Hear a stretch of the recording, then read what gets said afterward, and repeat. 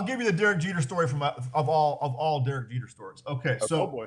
Hold on, let's not get you in trouble now. Like I don't want. I'm not getting in trouble. I don't want Derek Jeter to have to like call you and say, "Hey, Doug, what the hell, man?" Like, no, this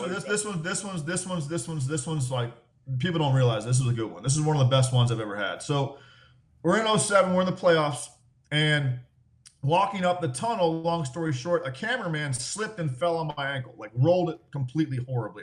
I broke my wrist that year. I fought like hell to get back. I got back, had a great September, starting game 1 in Cleveland, CC, whatever. So we lose the first 2 games. The one game is the bug game where shit was crazy.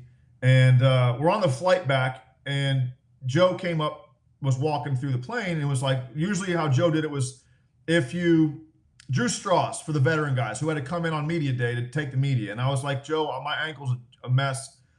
I'll do the media, no problem. Let these guys sleep. I'll do it. I'm already going to be there, so whatever. So he's like, cool. And he's like, you know what would be a good idea? And that was the game that the Bugs came out, and Joe goes, you know, you should say like something about that we all had, like Derek had Derek Jeter driven cologne on. And Derek Jeter driven just came out. And so I was like, sure, we'll fire it out there. And I did it with the media guys did the same thing. You have to do it. So like matter of factly, I was like, yeah, the rumor is that we all had Derek's cologne on and all the Bugs showed up.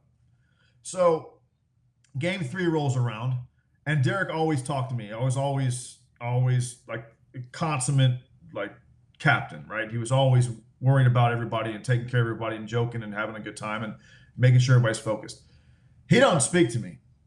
And him and Posada were like the old guys in the Miller Lite commercial, like they always like stir the pot and then walk away.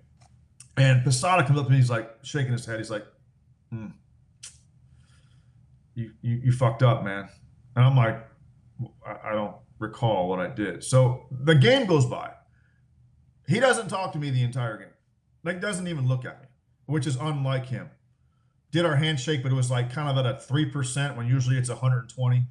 And so the game's over, nothing happens. The next day, it's game 4. I walk into my locker, and on the chair is a Macy's like manila folder.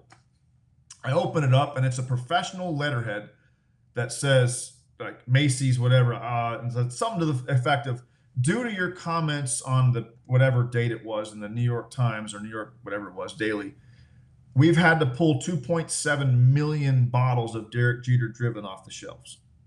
And my heart sinks because like all I want to do is come back and be a Yankee. I missed half the year. I feel like this is the place for me. I can hit lower in the order and do my thing and play defense and win a championship. And I'm crushed. Like this is the playoffs and we're an elimination game. And I'm like sick. And Derek won't even talk to me. He won't even look at me. So I go into Joe's office. He's like, man, you fucked up. I'm like, Joe, you helped me. Like, you told me to say it. Like, so I'm like freaking out. So we go on the field. And always Derek leads us out, right?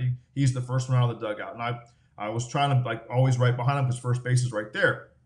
And he runs out and he runs the first and he kind of stops and he goes, that letter is all bullshit.